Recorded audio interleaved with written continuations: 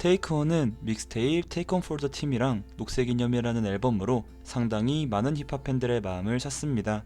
그의 이 두 앨범은 전혀 가볍지 않았고요. 무거웠죠.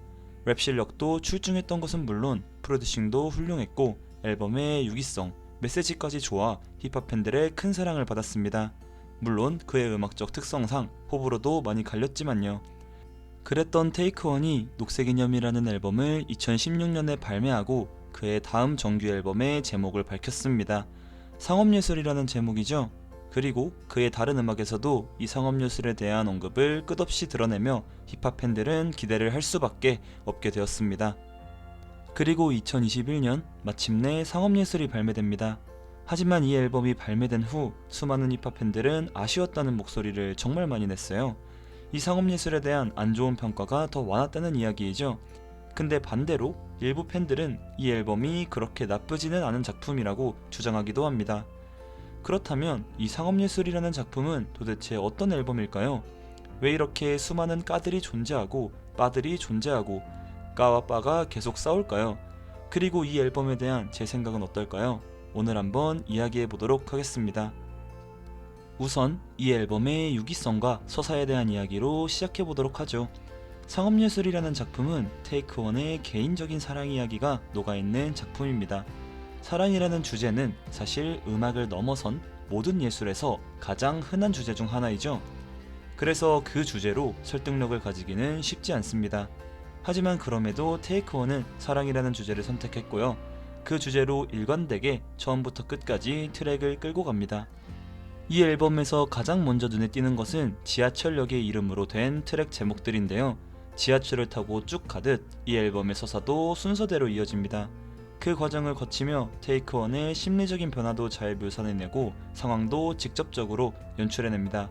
사랑에 대한 묘사를 중심으로요. 그리고 종착역이라는 트랙을 끝으로 사랑, 평화, 자유, 다시 제자리, 그리고 마지막으로 상업예술이라는 트랙을 거치면서 앨범의 대서사가 마무리됩니다. 자, 그렇다면 이 앨범의 이러한 전체적인 서사는 어땠을까요? 우선 제 개인적인 생각을 말해보면 저는 나쁘지는 않았던 것 같습니다. 트랙의 제목을 지하철 이름으로 해서 변해가는 본인의 심리와 상황을 묘사한 것도 재미있었고요. 그 길을 쭉 따라서 이어진 서사도 저는 꽤 몰입하면서 잘 들었던 것 같아요. 전체적으로 잔잔하고 분위기 있게 진행됩니다. 하지만 이 상업예술에 대한 다양한 사람들의 평가를 보시면 되게 많은 분들이 그 사이에 끼어있는 강남이라는 트랙을 지적합니다. 왜냐면 강남이라는 트랙이 사실 조금 분위기에 맞지 않는 신나는 트랙이거든요. 저는 충분히 그렇게 느끼실 수 있다고 생각합니다. 실제로 이 곡 때문에 분위기가 깨진다고 느껴질 수도 있을 것 같아요. 물론 저는 그 트랙도 좋게 들었지만 이 주장에 공감합니다. 다만 저는 강남이라는 트랙보다 오히려 그 뒤의 트랙이 더 아쉬웠어요. 종착역까지의 서사는 괜찮았는데 사랑부터 상업예술까지 뭔가 트랙들이 다 부실한 느낌이 들었고요. 유기성도 아쉬웠다는 느낌이 확실히 들었습니다. 근데 그 뒷부분이 생각보다 시간도 길고 큰 부분을 차지해서 더욱 지루하거나 아쉽게 느껴지는 것 같아요. 어떤 분들은 그 마지막 트랙들 덕분에 서사가 잘 마무리되었다 혹은 영화처럼 마무리된다 라고 하셨는데 저는 잘 모르겠습니다. 오히려 갑자기 절정으로 치닫는 감정에 거부감이 들었던 것 같아요. 이것도 제 의견일 뿐이니 그냥 이 사람은 이렇게 생각하시는구나 정도로 넘어가셔도 좋을 것 같습니다. 또 이 앨범은 상당히 찌질한 앨범입니다. 사랑 이야기라고 했는데 비유나 추상적인 표현이 많이 들어가 있는 게 아니라 되게 직설적인 표현들로 가득 차 있습니다. 그래서 그냥 진짜 찌질한 앨범이에요. 근데 저는 그런 음악도 꽤 좋아하거든요. 그래서 이 부분에 대해서는 딱히 거부감이 없었던 것 같습니다. 가사나 표현 같은 거요. 근데 이거는 사실 호불호가 되게 많이 갈릴 포인트잖아요. 이런 직접적이고 찌질한 묘사에 집중할 수 있는 사람도 있는 반면 거부감이 들 수도 있잖아요. 그래서 어떤 분들에게는 이 부분이 되게 짜증났을 것 같아요. 테이크원이 너무 직설적인 가사들로 이렇게 본인의 이야기를 서술하는 게 몰입이 되지 않고 오글거렸을 분들도 있을 것 같습니다. 근데 이 부분은 사실 호불호가 갈리는 부분이니 누군가는 이 이야기에 공감했을 수도 있고 누군가는 못했을 수도 있겠죠. 그래서 그냥 서로의 의견을 존중해주면 어떨까 조심스럽게 말해봅니다. 아무리 구리다고 주장해도 누군가의 귀에는 좋게 들리는 걸 어쩌겠어요. 이래서 사랑이라는 주제가 되게 건들기 힘든 주제라는 것도 말씀드리고 싶어요. 가장 뻔한 주제이지만 동시에 가장 쉽게 다가갈 수 있는 그런 주제이기도 하거든요. 양날의 검 같은 소재 같습니다. 상업예술이라는 앨범도 이런 리스크를 확실히 안고 있었던 것 같네요. 저는 사운드 자체도 괜찮았던 것 같아요.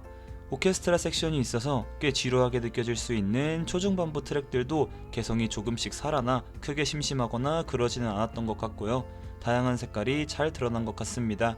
다만 녹색 이념과 비슷한데 이런 무겁거나 조금 진중한 분위기를 싫어하는 사람들은 당연히 안 좋아하실 수밖에 없다고 생각합니다. 누군가에게는 이 앨범의 프로듀싱이 꽤 좋고 마음에 다가왔을 수도 있는데 누군가에게는 재미가 없고 지루할 수도 있지 않았나 생각이 듭니다. 이것도 본인의 취향의 문제이겠죠? 그리고 랩에 대해서도 간단히 이야기해보자면 그냥 무난한 랩이었어요. 근데 프로덕션이 사실 계속해서 잔잔하다 보니까 랩조차도 별로라고 느껴졌을 수도 있을 것 같더라고요. 저도 이 앨범에서 테이크원이 랩을 엄청 잘했다고 생각하지는 않지만 프로덕션이나 서사에 맞는 적절한 랩을 뱉었다. 그냥 무난무난한 랩이었다. 이 정도로 말씀을 조심스럽게 드리고 싶습니다. 그니까 상업예술이라는 작품은 앨범의 주제나 사운드, 서사 혹은 가사까지 모두 호불호가 크게 갈릴 만한 요소가 확실히 존재했다는 것입니다. 그래서 저는 이 앨범에 대한 평가가 다양하게 나오고 있다고 생각해요. 저는 이 앨범을 그나마 좋아하는 입장으로서도 싫어하시는 분들에게 그래서 딱히 반박하고 싶지도 않습니다. 그냥 본인의 취향 문제이니까요. 호불호에 대한 문제이고요. 근데 저는 무엇보다 이 앨범이 음악 외적으로도 안 좋게 평가받는 이유에 대해서 설명드리고 싶습니다.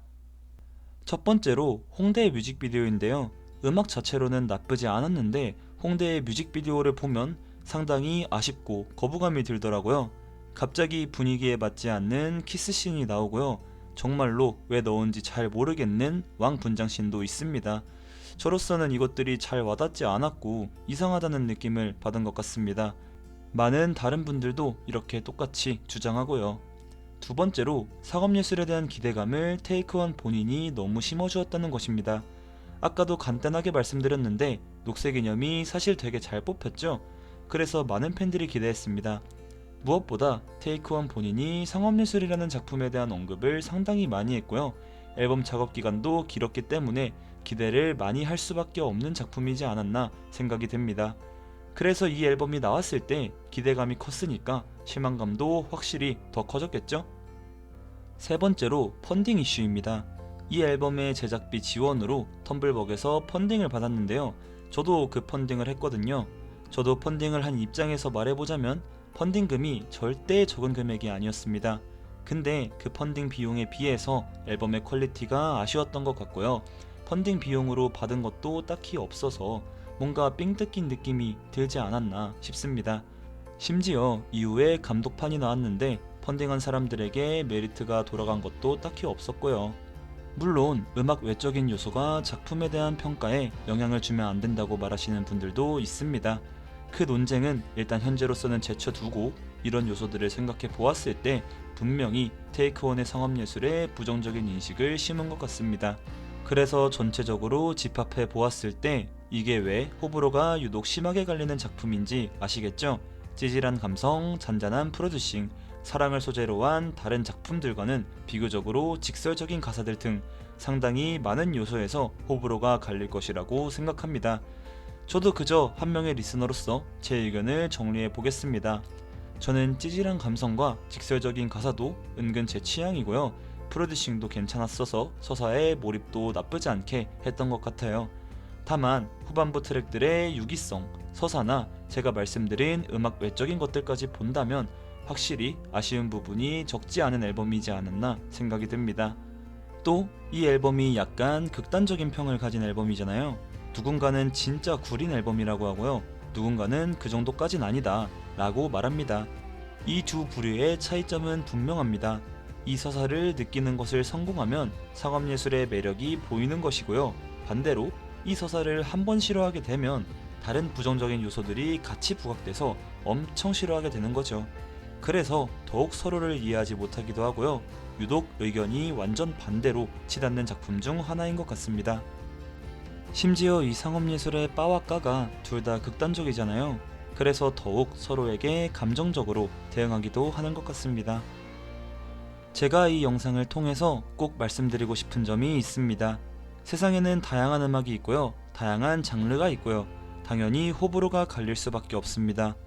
본인이 정말 좋아하는 음악을 폄하하면 기분이 나쁠 수밖에 없습니다. 반대로 본인이 정말 싫어하는 음악을 고평가하면요, 이해가 전혀 안 될 수도 있고 수준 낮은 리스너라는 생각이 들 수도 있습니다. 그렇기에 우리는 더욱 서로의 취향을 존중하는 법을 배워야 합니다.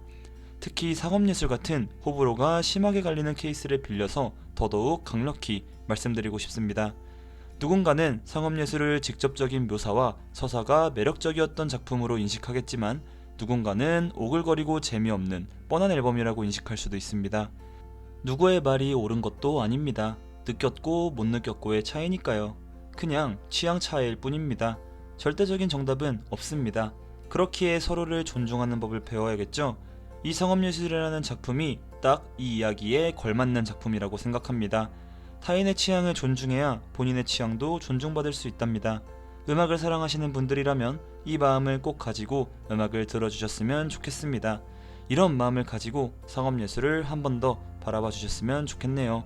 오늘 영상은 여기까지고요. 저는 다음 영상에서 찾아뵙도록 하겠습니다. 시청해주셔서 감사합니다.